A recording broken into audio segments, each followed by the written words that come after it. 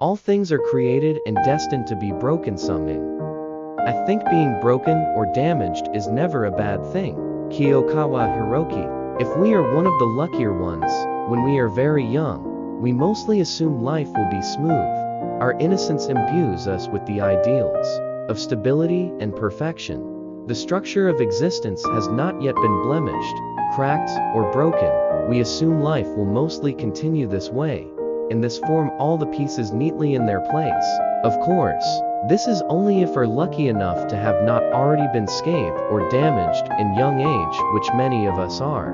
Whenever the bad times do come for us, or whenever we experience our first real traumatic event, it can leave a bruise, a scar, or it can completely break us. The causal event or period of time can be self-inflicted, accidental, or the product of others' cruelty or indifference, be it of strangers or people that are supposed to be there for us. Whatever the case may be, when these moments happen, or these times come, naturally, we want nothing more than for them to be over with. Then, when they hopefully do pass, we want nothing more than to forget about them. We want the good times to come back, or finally come at all. But in this, though totally blameless and understandable, we might find ourselves pretending that the bad times or negative events never even happened at all. Consciously or unconsciously, we might repress, deny, rationalize, ignore, and so on. But repression, denial, and ignorance rarely absolve us from the effects of the events or times we are attempting to repress or deny. Even if we are not fully aware of the effects or their source, they can often endure. The renowned psychiatrist and author Dr. Bessel van der Kolk is one of the world's foremost experts on trauma and trauma recovery. In his groundbreaking book, The Body Keeps the Score, van der Kolk refers to his decades worth of trauma-based scientific research and therapeutic practice, exploring various forms and sources of trauma, as well as methods of treatment and recovery. Van der Kolk's work notably illuminated the clear relationship between physiological events and states and psychological experiences and behaviors. In particular, he explains how the body functions as a sort of scorecard or memory bank for information absorbed during traumatic events. This absorbed and integrated information subsequently calibrates or recalibrates one's neurological functions, affecting one's perceptions, thoughts, and behaviors. The stored information is most notably expressed when triggered by experiences of physiological sensations reminiscent of the original traumatic event or events. Van der Kolk writes, "We have learned that trauma is not just an event that took place sometime in the past. It is also the imprint left by that experience on mind, brain, and body. This imprint has ongoing consequences for how the human organism manages to survive in the present. Trauma results in a fundamental reorganization of the way mind and brain manage perceptions. Changes not only how we think and what we think about, but also our very capacity to think. In order to begin to recover from these traumatic events and the psychophysiological imprints left behind, van der Kolk says that we must not ignore, deny, or repress the reality of these imprints and their sources, but rather, we must acknowledge, accept, and embrace them with self-compassion, and then participate in activities and beliefs that foster strength, self-assertion, and reintegration." Van der Kolk writes, "As long as you keep secrets and suppress information, you are fundamentally at war with yourself. Hiding your core feelings takes an enormous amount of energy. It saps your motivation to pursue worthwhile goals, and it leaves you feeling bored and shut down. Only after you identify the source of these responses can you start using your feelings as signals of problems that require your urgent attention. The critical issue is allowing yourself to know what you know. That takes an enormous amount of courage. The impulse to reject or deny anything that represents negative time periods in our lives, bad qualities in ourselves, or terrible events in our past is extremely understandable both from a natural, self-preservation perspective as well as a social and cultural perspective.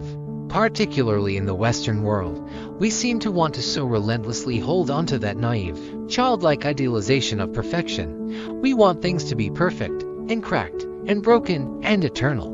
We deny the reality of things, the fact that everything is imperfect, cracked, broken, and transient. Particularly in the West, things are valuable if they are in pristine condition. Things have been fixed if we don't see the marks of their repair, but perhaps this view, in at least some sense, is itself broken and dysfunctional. Perhaps there is some value in at least considering an alternative view.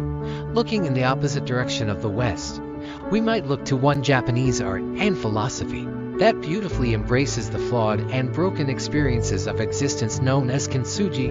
As an art, Kintsugi is a method of repairing broken ceramicware by mending the pieces back together using lacquer mixed with powdered gold or sometimes silver or platinum. The term literally translates into golden joinery. Although the precise origins of the technique are unknown, it is believed to have possibly begun around the late 15th century, after the Japanese shogun Ashikaga Yoshimasa broke one of his cherished tea bowls. When Yoshimasa sent the bowl to China to be repaired, it was returned to him with metal staples holding the broken pieces together. Though functional, Yoshimasa, in at least this version of the story, was not pleased with the brutish, ugly look and feel of the bowl. The repair looked forced and cold-like. It was denying the fact of its damage and like it was lacking attention and care. And so, Yoshimasa instead called upon Japanese craftsmen to assist him in repairing the bowl again, this time in a manner that was more aesthetically pleasing. The bowl was then returned to him again, now with the broken pieces artistically incorporated into a new design, the lines and fragments where the bowl had been broken now being embraced and accentuated with gold lacquer. Presumably, this time, Yoshimasa was pleased, and the art of Kintsugi began. Ultimately, this not only led to the development of Kintsugi as an art but also as a part of philosophy. Kintsugi emerged alongside and is associated with the Japanese philosophy known as wabi-sabi. Wabi-sabi is a philosophical worldview that embraces the value of transience, imperfection, and incompleteness both from an aesthetic and ontological perspective. Rather than fighting these qualities, wabi-sabi places them at the center of its value structure, seeing them as beautiful and necessary. Kintsugi, of course, embraces and expresses these values perfectly. Practitioners and followers of wabi-sabi believe that Kintsugi ceramicware becomes more beautiful, more valuable, and more desirable than the original and broken vessel. The brokenness, when embraced and artfully mended with patience and effort, becomes part of its unique shape, unique story, and unique value, rather than trashing the piece and resisting the damaging event. Through Kintsugi, the gold lacquer illuminates and reveres the damage as a natural and unavoidable part of existence, the decay of time, the uncertainty of the world, and the fragility of being. Perhaps even more significantly, the gold lacquer often makes the ceramicware stronger, adding reinforcement to otherwise weak areas. As humans, arguably, we can work according to this same process of Kintsugi, or at least we can try. We are anti-fragile beings who, with the right attention, care, and practices, can at least sometimes become stronger after damages and shocks. When discussing how various systems in nature and technology can become stronger as a result of chaos, disorder, and damage, the author and statistician Nassim Nicholas Taleb writes, "Antifragility is beyond resilience or robustness. The resilient resists shocks and stays the same. The antifragile gets better." The process of Kintsugi visually shows this to us. It reveals to us the maturity and beauty found in accepting the events that damaged us. It symbolizes our ability to endure and sustain in the face of these events. And it showcases that with patience and the willingness to repair and build from them, we can remain functional, beautiful, and potentially even become stronger. Of course, outside of the analogies of ceramicware and the simplicity of prose, actually recognizing, embracing, and going through this process is extraordinarily difficult. The damage we may have sustained may be more severe than what any one person can reasonably overcome on their own. And often, for all of us, damage can be hard to see from the inside. Professional help can be and often is essential, and we should embrace this too. Ultimately, brokenness and suffering is a lacquer that coats over and connects us all.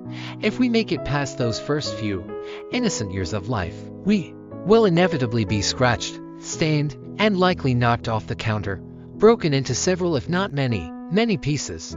We will each be used and damaged by life, by ourselves, and by others. But we can each choose to try to acknowledge our pieces on the floor instead of sweeping them under the rug. We can pick them up and inspect them. We can patiently see where they fit, and we can place them back in their rightful position, mending them with self-compassion and acceptance.